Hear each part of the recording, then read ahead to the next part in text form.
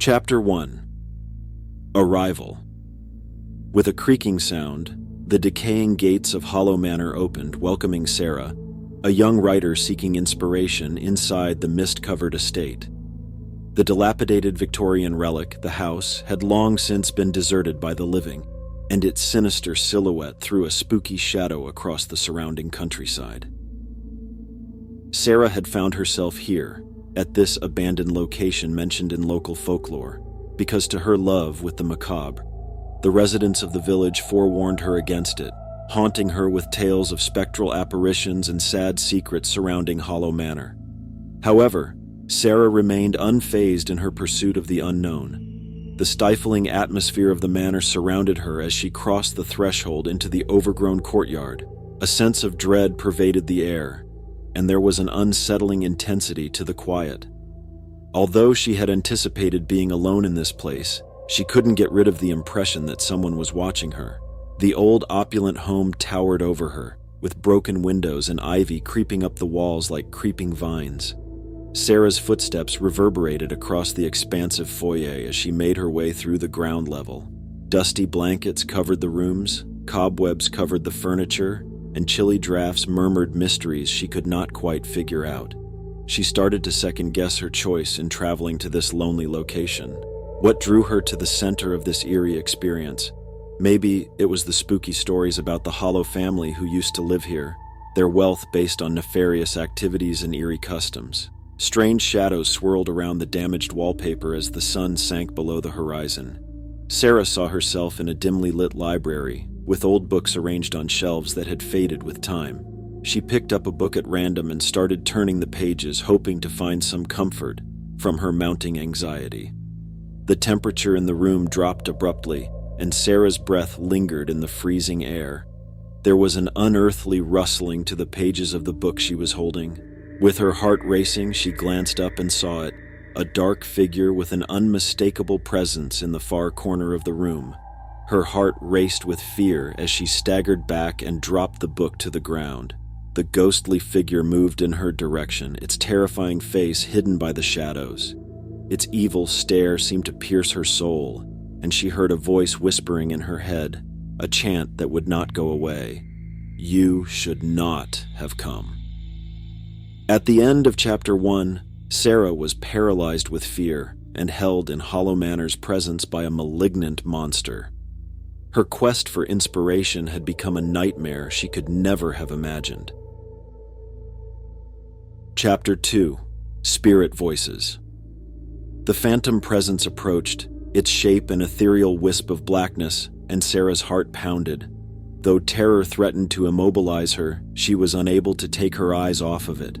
A malicious force appeared to pulse through the room, and Sarah had the feeling that she was standing on the edge of an abyss. She felt cold to the bone as the specter's soft words reverberated in her thoughts once more. It repeated, "You should not have come," each syllable bearing the weight of hopelessness accumulated over decades. Mustering all her bravery, Sarah stumbled and said, "Who are you? What would you like?" Even if her voice faltered, she didn't give in to weakness. The stranger said nothing, its mysterious presence a torturous mystery. As though against the laws of physics, it started to glide closer and inching through the room. Sarah felt its cold breath across her skin, chilling her to the bone. Curiosity overcame her desperation, and she recalled her original motivation for coming here, to solve the mystery surrounding Hollow Manor.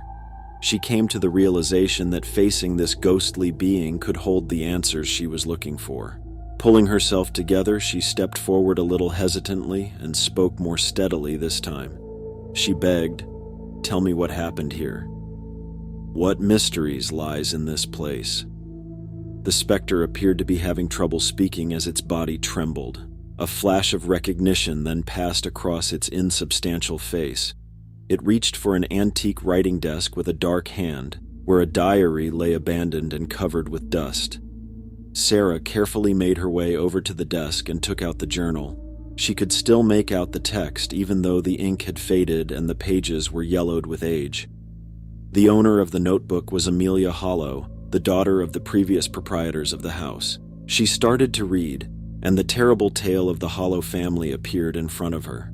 According to Amelia's remarks, there was a terrible deal struck with evil spirits to guarantee their money and power, and their heritage was cursed. She described horrible rites carried out in the manor's secret rooms and sacrifices committed to maintain the ungodly wealth of the family. Sarah had a wave of intense melancholy as she read further in the journal. The Hollow's restless spirits were now trying to break free from their cursed life, since they had been imprisoned in an endless cycle of suffering. The apparition approached, its shape swaying as though attempting to convey its need for atonement.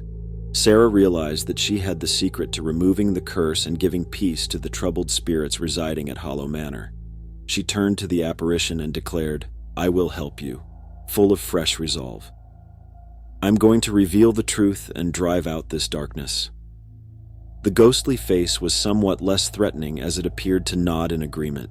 Sarah's determination to learn the truth about Hollow Manor and set the haunted souls free was evident at the end of Chapter 2. She had discovered a link to the sad past of the Hollow family, and now her journey to confront the evil forces occupying the manor had taken an even more dangerous turn. Chapter 3: The Extraterrestrial Probe.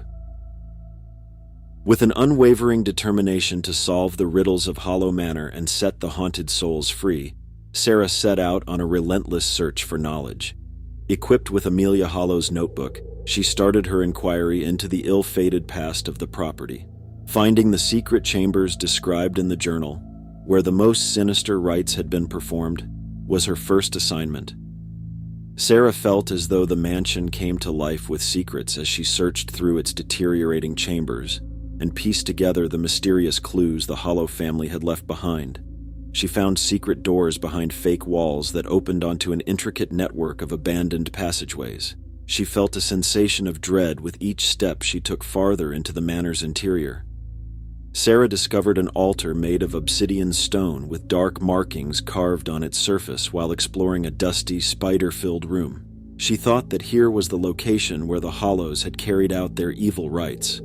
There was something old and sinister in the very air of the room. She performed Amelia Hollow's incantations while holding the notebook in an attempt to decipher the ritual's mysteries. Candles spontaneously ignited, creating unsettling, swaying shadows on the walls of the room. A doorway to another dimension slowly began to develop, causing the temperature to drop and the ground to tremor beneath her feet. Sarah sensed something beyond the curtain as the rift widened, a clamor of suffering souls demanding to be freed.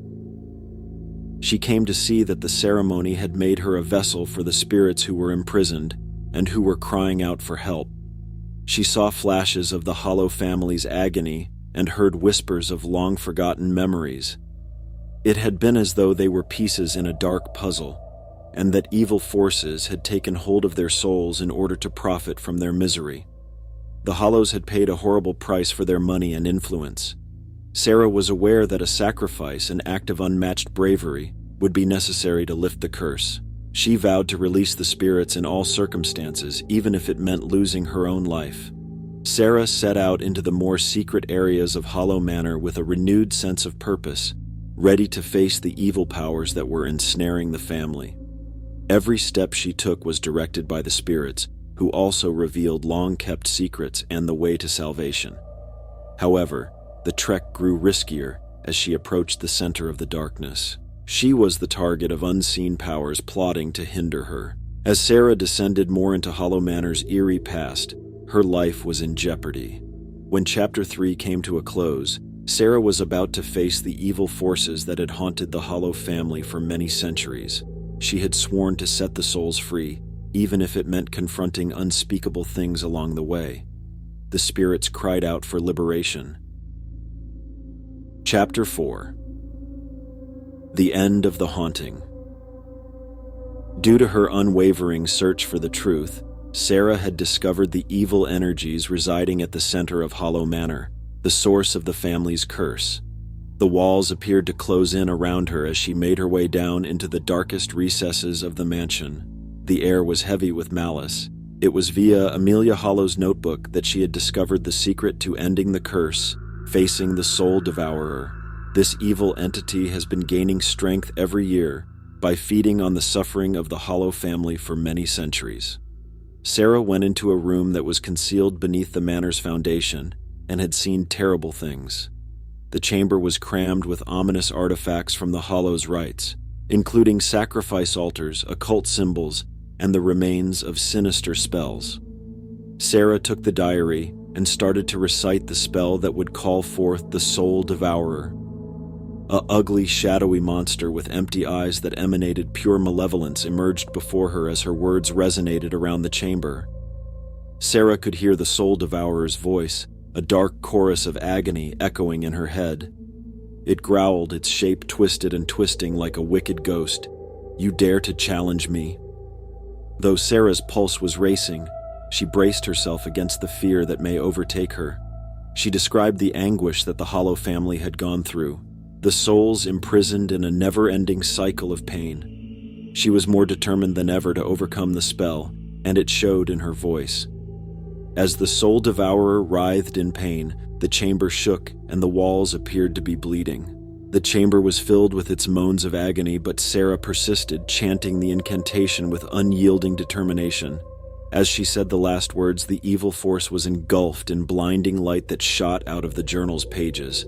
The Soul Devourer screamed in agony, deafening itself as the curse it had carried for eons devoured it.